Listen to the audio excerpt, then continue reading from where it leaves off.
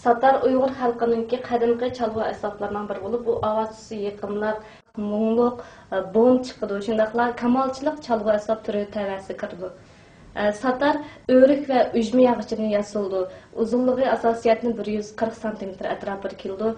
13 talsımdan tərkib tapqan olub, aldırki bir talsım bu asaslıq melodiya çalınğan sın. Qalğan sındır bolsa, əks sada berdi. Satar asaslığı xalq əlləğimləri 12 muqam bizninki Uyghur 12 klassik 12 muqamda asaslık başlamçılıq rol oynaydı. Şundaqla muqaddimada asaslık çalınğan sazlardan biri olub hesablandı. Satarның tuzilişi baştaki anısım kichik xatlik grup 1 D avazga tangshildi.